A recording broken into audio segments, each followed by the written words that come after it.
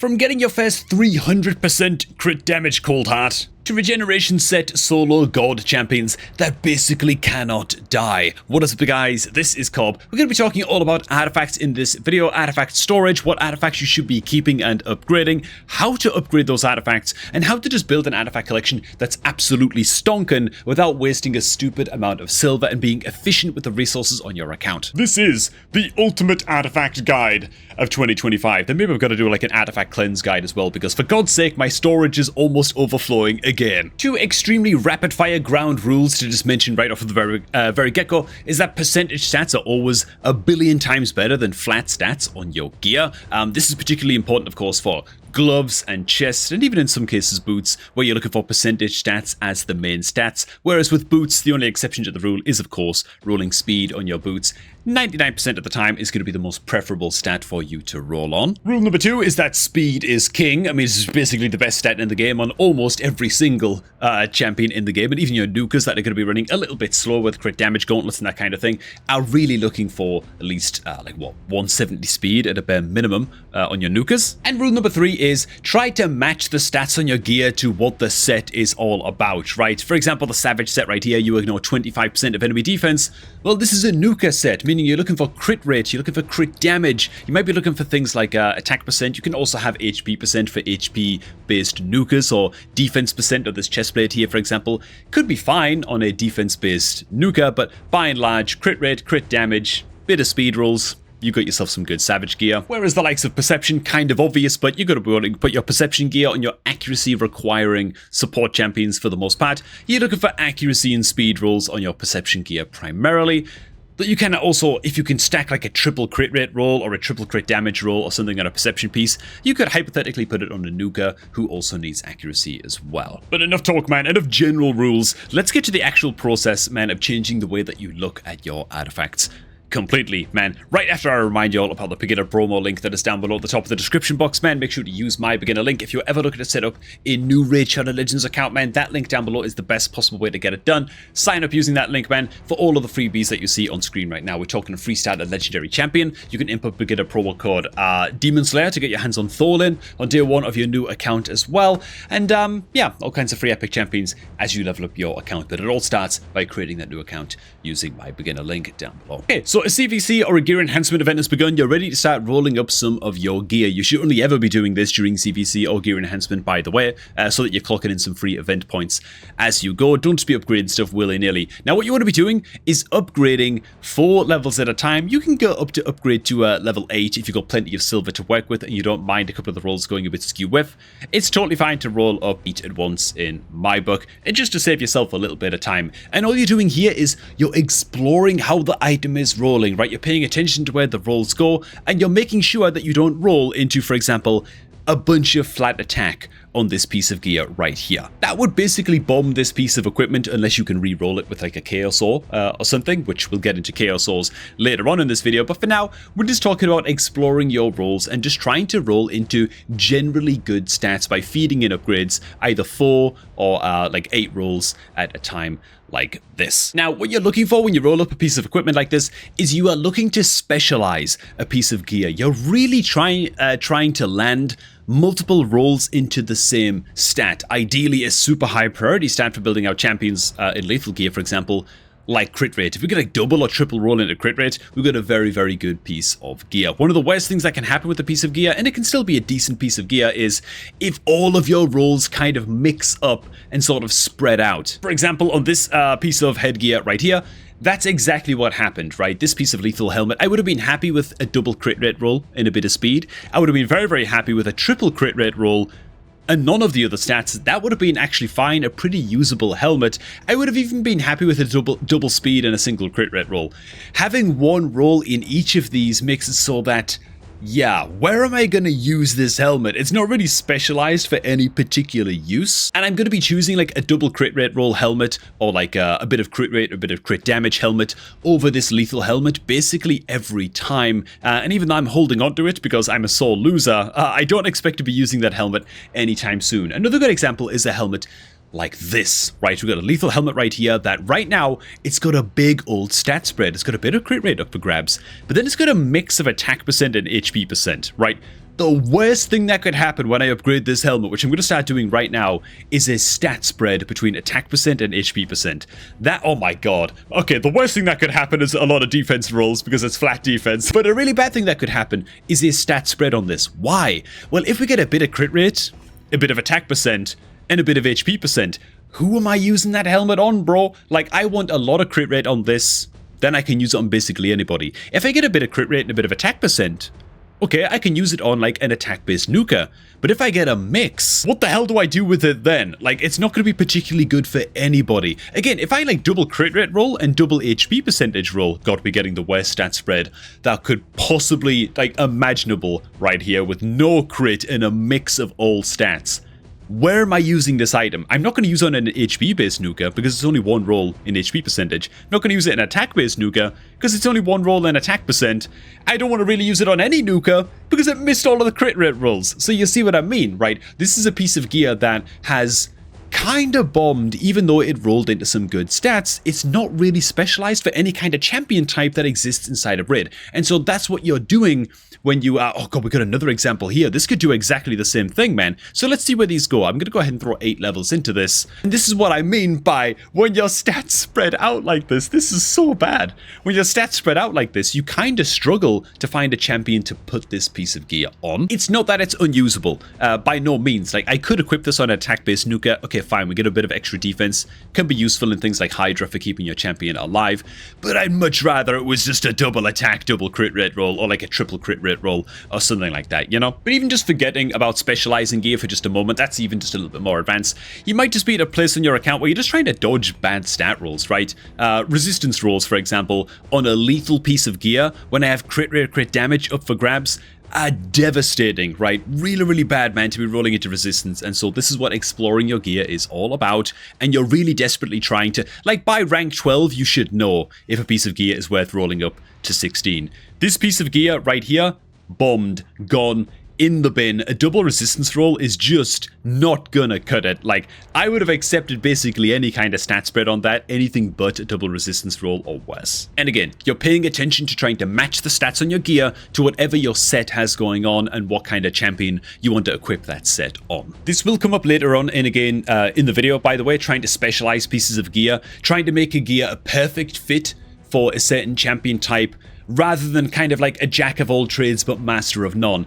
Jack of all trades gear is fine for progression. It's not going to help you actually progress into the harder content in the game where you're going to need very, very specialized builds indeed. Before we get to rolling up some more gear and eventually getting into Chaos Souls and all of that stuff as well, some general rules for artifacts specifically, right? Not accessories, we're talking just artifacts here, right?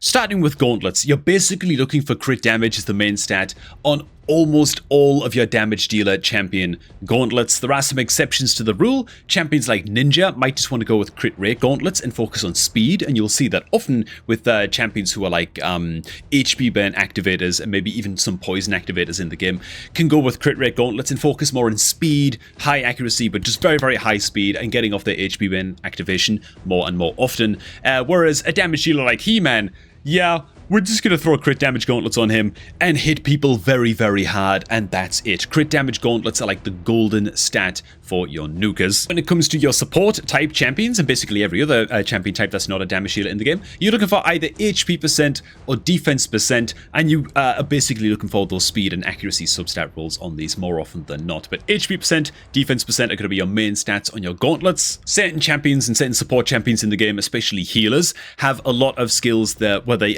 heal all allies based on this champion's maxed HP. For example, Rectodrathia. So you can look at some champions and look at their kit and pay attention to how do the healing scale on this champion. Do they benefit from having more max health like a Rectodrath, in which case you definitely want to prioritize HP percentage on your gloves and get their HP nice and high so that their heals are doing more. And you can make that same consideration when choosing the chest piece as well. Obviously your support type champions, HP percent, defense percent only, or attack percent for your nukers more often than not. Just make sure to go into your champions and actually check on what their damage is based, right? So if you click on a champion's skill, a damage dealer champion, you're going to see damage damage based on attack. There's going to be some champions who deal damage based on enemy max HP. Damage based on defense is going to be a thing for your defense-based nukers, like the likes of Morag. And so just pay attention to what the primary stat on your chest should be if it's a damage dealer that you're building or a support champ. As for your boots, very, very simple. Speed is going to be the main stat 99% of the time on almost all of your champions. But if you could build like a damage dealer champion and you want to build them a little bit slower,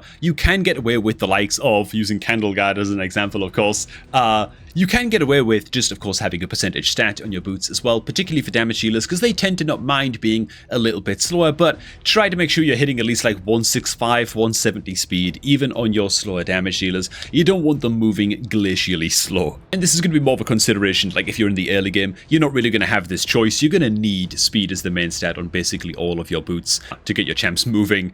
Anything beyond like a snail's pace, you know? Regarding accessories, moving on to your rings, I would say with rings, the main stat on rings, very, very weak. Even like a fully upgraded ring, you're not getting that much really from your rings. You should be paying a hell of a lot more attention to the sub-stats on your rings and just looking for as many percentage stats as possible. And ideally, again, specializing a ring. So if, for example, we are rolling up this ring right here, it's HP flat as the main stat, then it's got a bit of HP percent and a bit of attack percent. Lo and behold, we're probably looking for just as many HP percent rolls as we can on this ring, so it becomes somewhat specialized for a champion who, would you believe it, wants HP. Again, the worst thing that can happen, lovely, actually a little bit of luck here, man, we get a double roll on HP percent. This is now a fine ring to hold onto. If it was a big mix of stats, well, again, it has that sort of jack of all trades, master of none kind of tag assigned to it. But another point is frankly, if you get like a double defense or double HP percentage, oh my god, dude, we are specializing the hell out of this ring. Oh my god. But even if this was like an attack ring and it double rolled or triple rolled into like defense percent, I'd be more than happy to put it on a champion who needs more defense, like a defense-based champion or something. The main stat doesn't make that big of a splash, and so especially when you're progressing in the early game and you don't have many accessories to work with, just don't pay that much attention to the main stat, man. Pay a lot more attention to the percentage stats. They're going to be much, much more valuable and worth a lot more when gearing up your nerds. When it comes to amulets, couple of rules for amulets as well. Oh, and I love using this Slayer amulet on my Thorfey hammer as the example. Oh, look at the crit damage, dude. Attack main stat amulets shouldn't exist. They're basically terrible. They should never be used under almost any circumstances. Even arguably, I've heard some people say that defense-based amulets are just never worth keeping as well. For me, I think the defense ones are fine, but attack amulets are almost always better just replaced with a crit damage amulet, right? In fact, I can't even think of a single case where you'd rather have an attack amulet ahead of a crit damage amulet, frankly. So, crit damage amulets, gold dust for building your nukers. All of the other amulet types, HP and defense amulets, what you're really looking for on these, most of the time you're putting an HP and defense amulet type on your support champions. Most support type champions inside of this game require accuracy, and so bonus points if you can actually hit some accuracy rolls as the substat on your defense and HP amulets. Also a consideration to be made on defense and HP amulets. If you can get like a triple roll into resistance substat as well on your amulets, you can actually roll resistance on your amulets unlike all of the other accessory types, and so keep one. Keep one per faction would be my recommendation, right? You never know when eventually one day you might actually want to build just a full-on resistance, super heavy resistance build champion for each faction. It's worth keeping at least one triple roll resistance piece for every faction.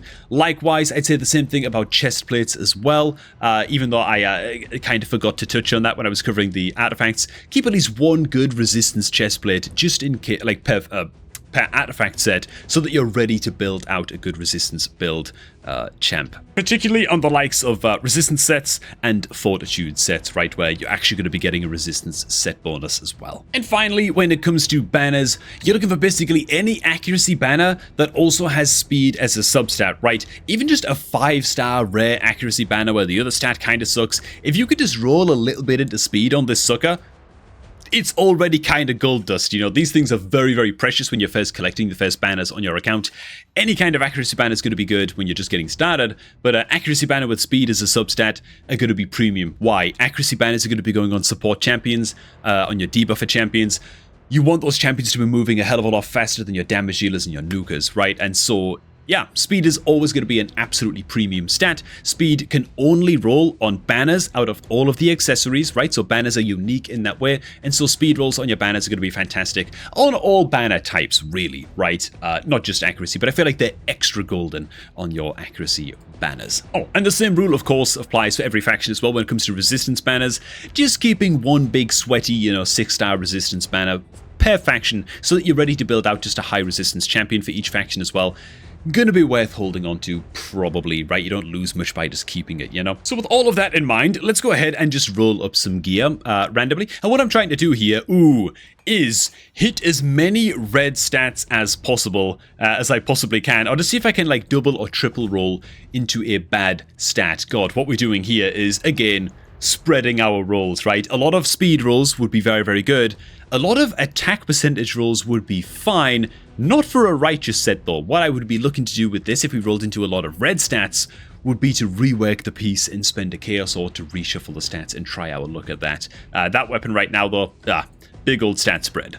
Oh my god, here we go. I've only gone and done it, man. I just did this just live, just now. I wasn't recording when it happened, but there it is. Okay, so we've got the perfect example now to transition us talking about Chaos Ores, okay, and how to use the Chaos Ores on your account. People are terrified of using Chaos Ores, man, because there's such a finite resource on free-to-play accounts. They're so hard to come by. I've got billions of them on my later game account. To spend an account, my free-to-play account, I've got like 2 5-star Chaos Ores or something, so it's understandable that people are nervous to use these, right? How do you want to be using your Chaos Ores? Well, first of all, never spend a Chaos Ore on a piece of gear to reroll that piece of gear's stats if it's from an easily farmable set, right? Don't be using Chaos Ores on Perception Gear. It's so bloody accessible. You can have Perception Gear coming out of your ears, man. You farm it every day. Farm the materials every day at least from Faction Wars. Don't bother with it, right? Dungeon farmable gear. Don't waste your time, speed gear, that kind of thing. Accuracy, certainly not accuracy gear, but like crit damage, speed gear. These are all dungeon farmable. Don't worry about them, right? Then you've got the likes of lethal gear, which you can only farm once every, I don't know, how many weeks is it? Once every like 10 or 12 weeks when Dark Fate goes live in Doom Tower, right? It's quite a finite set to farm, right? It doesn't come around that often. You can only farm so much of it during the current Doom Tower rotation. It's quite hard to come by. This is a set that you could think about using Chaos Ores on to reroll. It's quite difficult to acquire. Some people wouldn't even bother doing it on lethal gear, by the way, which is fair enough. If you've got a lot of lethal gear sitting around in your stash, you've been playing the game for many, many years, you've got a lot of lethal gear, you might disagree with that point. Fair enough. I think that everybody can agree that the Forge Pass sets, that especially if you're like paying for the Forge Pass, right? It's premium gear, man. Very, very difficult to come by. You've paid a premium for it, okay? This is good gear to potentially use your Chaos Ores on to reroll the stats because it doesn't come around that often. Same thing with 9-piece sets, right? Actually, Feral is actually quite accessible compared to most of the other 9-piece sets, I feel like it kind of stacks up quick, but certainly Merciless gear. Supersonic Pinpoint is very limited in the event dungeon, of course, These are the kind of gear sets, your 9-piece sets in particular, that you can think about using Chaos Ores on. Then what do you want to do? Well, as you're rolling up your gear, you might eventually triple roll into a stat you're just not interested in for that set at all, okay? But don't despair. What Chaos Ores do is give you an opportunity to at least be excited about the idea of potentially re-rolling that stat, right? So this is some righteous gear. We're looking for speed and resistance rolls on this gear, It can be used as like a speed set on your support champions. It can be used as a heavy resistance set on things like Mischief Tanks and Hydra and stuff like that. What we're not looking for is a triple attack percentage roll, So what we can do right now is very, very confidently go ahead and throw a Chaos Ore onto this before we take this piece of gear any further. And we are sweating right now for either a triple resistance roll or a triple speed roll and just see where it goes, right? This is a good candidate to use your Chaos Ore on. We go into a triple HP percentage roll. Okay, so while the stats are a lot better overall on this gear piece, it's still a little bit of a bomb, and sadly you can only rework a piece of gear one single solitary time before it's kind of bombed forever, and so I don't see myself using this piece of gear on anybody, even though it's a lot of percentage stats. It's a big old stat spread. I could use it maybe on like an HP based Nuka, potentially. It's a bit of a stretch. I'll hold on to it for now. Oh my god, I gotta roll this one up live. I've got to, dude. Righteous Helmet with resistance and speed rolls or a flat attack. Like, this is very black or white. This could either go very, very well Ooh! Oh, very, very badly. Okay, dude. Bit of speed, bit of resistance. Now we'll tie this off very, very nicely. Lovely. We just got ourselves a happy little righteous helmet that I can actually be very, very happy with. And it's not very often you could be happy with resistance rolls, you know, but there you go. Another point that is definitely worth making when it comes to spending your chaos ores as well is going to be being very, very careful. And in fact, almost just never really using them ever on the likes of gloves, chest, or boots. Why? You're gonna re-roll the main stat on that piece of gear, right? Weapons, helmets, and shields, on the other hand, they always have the same main stat. They're not variable, right? And so you can use the Chaos Ore and rest assured that you're just rolling the substats on helmets, weapons, and shields. That's great. You got a pair of gloves? Well, you might reroll the substats and they might even reroll into something very, very good, but then what happens when the main stat rolls into flat HP? Now you got a problem. Now you've got an absolutely worthless main stat on, you've just bombed the piece in a different way, you know? And would you look at this, we found the perfectly bombed ring to use as our next example as well. So when you are reworking the stats on your accessories, be aware that on all accessory types, you can reroll the main stat on these pieces as well. For that reason, I'd be very, very cautious and very reluctant to reroll the stats on a banner ever, because if you hit resistance when you don't want to, that's gonna suck. If it's like an accuracy banner and then you switch it and it becomes like HP or something, that might very potentially be a bomb as well. Be very, very careful about rerolling and using Chaos Ores on banners. I pretty much just never do it. On rings though, the main stat frankly doesn't matter half as much. It's more about the substats and more about the percentage stats on the ring anyway, and so I wouldn't mind too much doing it on rings. You also want to be careful on the amulets as well, because crit damage is so bloody important for nukers that you don't want to bomb an amulet potentially. And frankly, the substats on amulets are all flat as well. Like, that's another thing. All of the substats on an amulet are flat. Why would you ever want to reroll an amulet anyway? You know what I'm saying? It doesn't make any sense. Or what, you got like a triple defense roll and ooh, I could reroll it and it might reroll into triple accuracy, you know? Yeah, but you might also bomb the main stat as well while chasing a triple accuracy roll from using an ore, you know, like it doesn't make any sense. Rings though, you can actually make the case. I'm going to go ahead and rework this one right now, just for the example. Attack main stat, we hit a couple of flat stats there, so defense, so now we're looking for percentage defense and percentage HP, and we actually do hit a double percentage HP roll, making this a pretty reasonable little pinpoint ring now to slam on basically any support type champion that's just looking to bolster up their defense and get a bit of speed and accuracy along the way. In fact, I think it's just a flat upgrade to what my Allura is using right now, so oh no, do not activate free gear removal to save 50,000 pence. Now, back to actually upgrading artifacts themselves, right? The final phase. Okay, so you're upgrading your artifacts, you're looking for good stat rolls. We've got some righteous boots here where we're actually looking for some resistance rolls, so I'm liking the way that these rolls are going. We go ahead and we hit, nice dude, double resistance roll. Oh, it's all coming together. Okay, we hit rank 12. Next step now on these boots, or maybe it's like a weapon or a helmet or whatever, this is where you want to decide, are you going to use a rework, are you going to use a Chaos Ore on a particular piece of gear? That's like very, very set dependent, and of course you wouldn't want to do this on boots anyway, but just for an example, this is generally where you want to decide if you're going to Chaos Ore a piece of gear.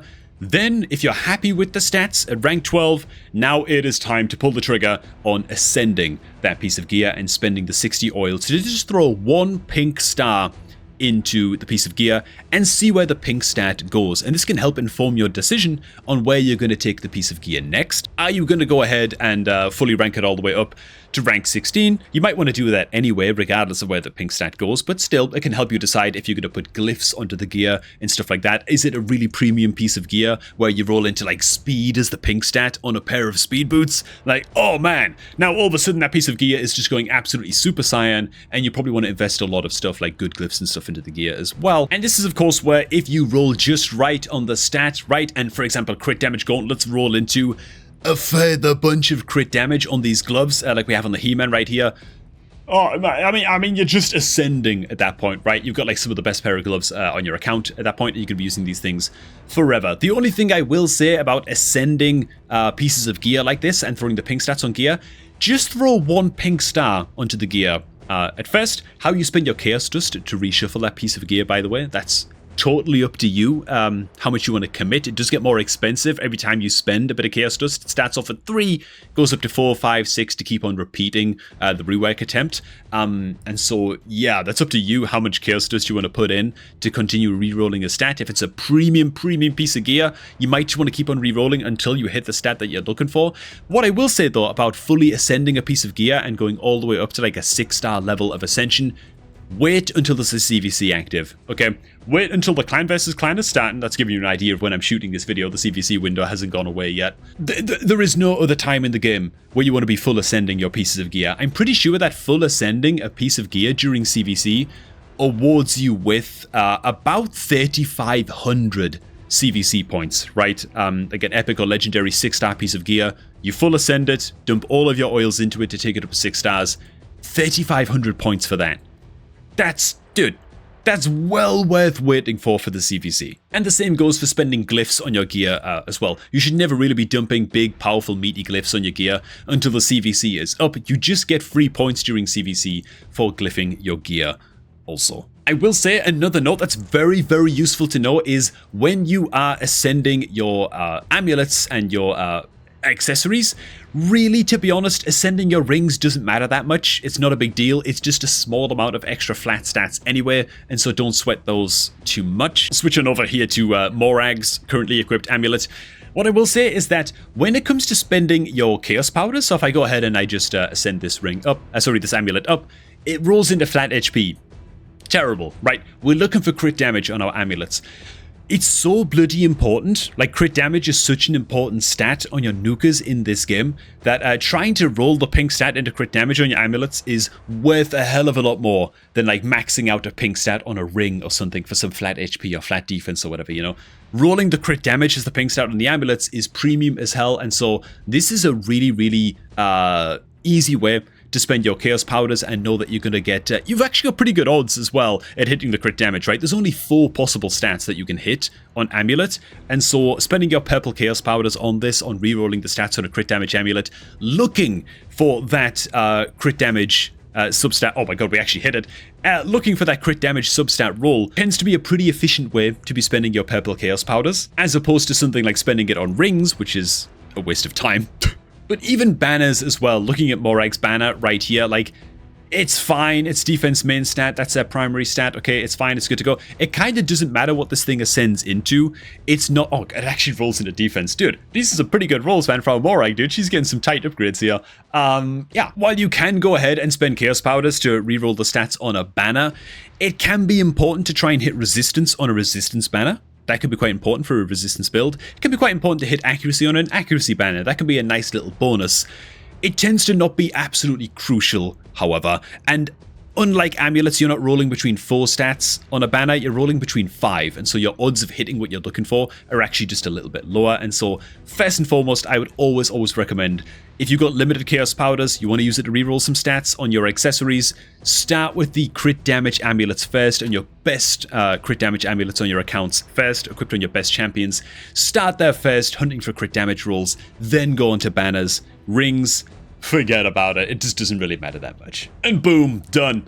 Everything I know, man, about the actual, like, optimization gear process, like optimizing gear process that I've been using on my account for the longest time, lining all of these rolls and all these upgrades up and ascending stuff up and stuff like that with things like gear enhancement, with things like CVC events, making sure I'm always clocking in the maximum amount of rewards. And yeah, that's how I'm tracking my rolls, that's how I manage my gear, and that's how you get builds like what you see on bloody He-Man, just smacking for like 500,000 damage in live and in Tag Arena. Dude, guy's an absolute beast. Hey, thanks for watching, man. If you feel like I missed any tips in this video, man, make sure to go ahead and drop those tips down below in the comments.